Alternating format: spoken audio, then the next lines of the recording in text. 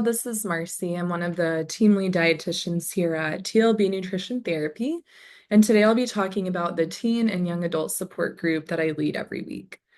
I've been leading this group for about a couple years now, and we really wanted to start these ARFID support groups because we saw a need for it in the community. In Austin specifically, we weren't really aware of any ARFID support groups that were available. And so we wanted to create safe spaces for teens and young adults to come together and share their experiences and find support and community.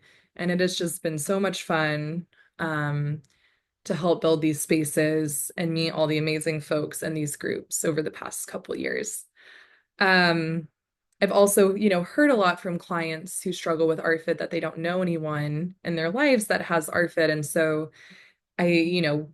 we can all find so much support and validation when we're with others with lived experiences. And this is especially important for recovery.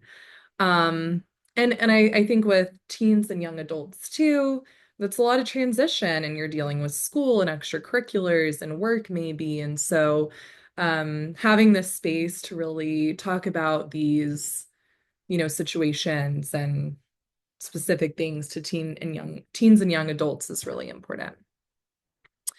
So kind of the basic group information, the Teen Young Adult Support Group meets every Saturday at 10 a.m. Central Time for 1 hour.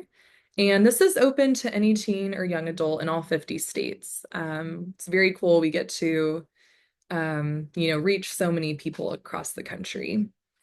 And so this group will start, with 13 and can go up to early 20s. It kind of depends on, just what's the best fit for the person. So I've had some young adults participate in the adult ARFID support group because that feels like a better fit, or vice versa. So it really just depends on the person. And then we can accept insurance for our groups in addition to private pay and sliding scale options. And all of the insurances we accept are on the TLB website.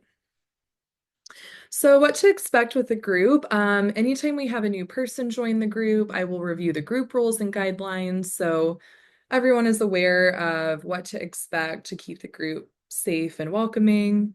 And then I'll have everyone introduce themselves. So I always request that folks share their name and pronouns, and then anything else they want to share about themselves. So maybe their experience with ARFID, where they go to school, where, if they're working, anything like that. Hobbies, shared interests.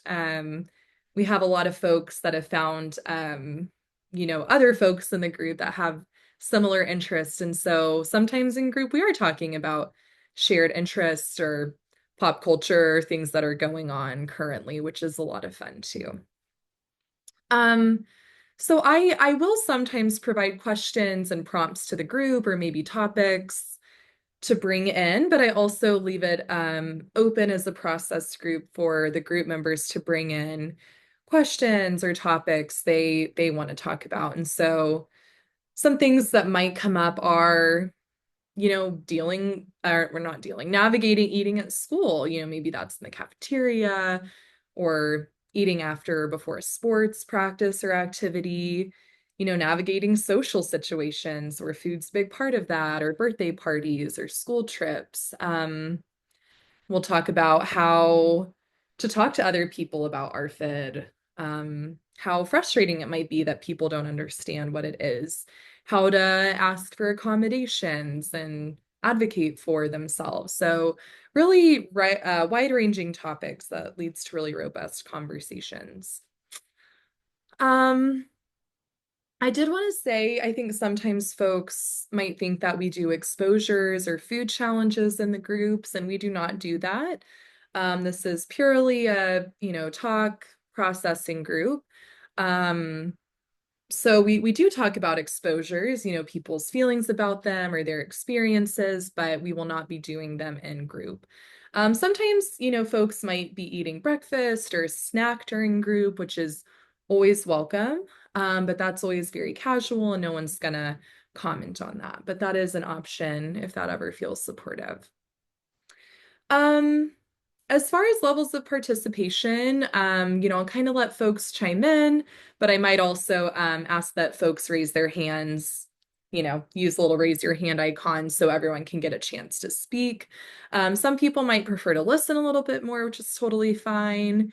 You can communicate through the chat, use the emojis. And then we also have an anonymous question form. So folks can, drop a question or a topic into the Google form during the group, and then I can read that out loud. So maybe something they want to talk about, but they're not comfortable bringing it up themselves. And then I'm always really open to feedback. So if something happens in a group that, a member wants to discuss with me later, I'm totally happy to do that. I want to, as a facilitator, make sure I'm keeping it as open and inclusive as possible and meeting everyone's needs. So if this is of interest to you, or maybe you're a kid, we would love to have you join the group. So next steps would be completing the interest form on the TLB website. You'll schedule an intro call with Tina, and then we'll go from there. So thank you so much for watching this, and I hope to see you in group soon.